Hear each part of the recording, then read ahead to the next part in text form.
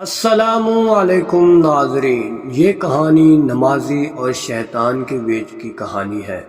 ایک مرتبہ اندھیری رات میں فجر کی نماز پڑھنے کے لیے نمازی گھر سے نکلا۔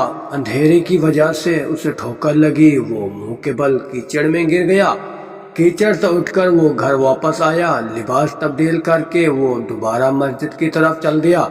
ابھی چند ہی قدم چلا تھا کہ وہ دوبارہ اسے ٹھوکر لگی اور دوبارہ وہ کیچڑ میں گر گیا۔ کیچڑ سے اٹھ کر وہ دوبارہ گھر گیا، اپنا لباس بدلا، مسجد کی جانب کے لیے گھر سے نکلا۔ جیسے ہی وہ اپنے گھر سے باہر نکلا تو اس کے دروازے پر اسے ایک شخص ملا جو اپنے ہاتھ میں روشن چراغ تھامے ہوا تھا۔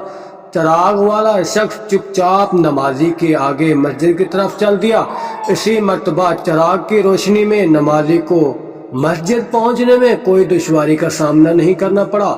وہ خیریت سے مسجد میں پہنچ گیا۔ مسجد کے دروازے پر جب پہنچا تو چراغ والا شخص رک گیا۔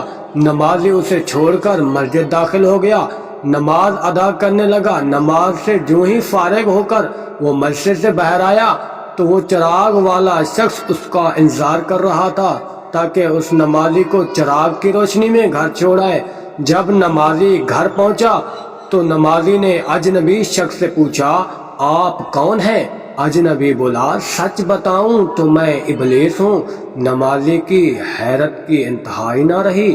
اس اجنبی کی یہ بات سن کر نمازی سوچنے لگا، ابلیس شیطان کیسے مجھے مسجد تک چھوڑ سکتا ہے؟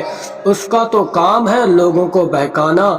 تو اس شخص نے بڑی حیرت کے ساتھ ابلیس سے پوچھا، تجھے تو میری نماز رہ جانے پر خوش ہونا چاہیے تھا، مگر تم نے تو چراغ کی روشنی میں مجھے مسجد تک چھوڑانے کا فیصلہ کیا۔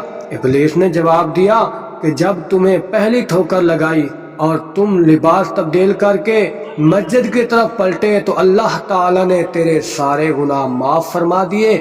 جب تمہیں دوسری ٹھوکر لگائی تو اللہ تعالیٰ نے تمہارے پورے خاندان کو بخش دیا۔ جیسے ہی مجھے پتہ چلا، مجھے فکر ہوئی کہ اگر اب تمہیں ٹھوکر لگتی ہے تو اللہ تعالیٰ کہیں تمہارے اس عمل کے بدولت تمہارے سارے گاؤں کی مغفرت نہ فرما دے، اس لیے میں چراغ لے کر آیا ہوں کہ تمہیں بغیر گرے مسجد تک پہنچ جاؤ۔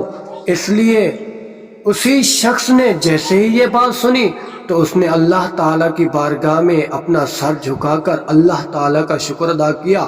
تو دوستو، یہ ہے ہمارے رب کی شان، سبحان اللہ۔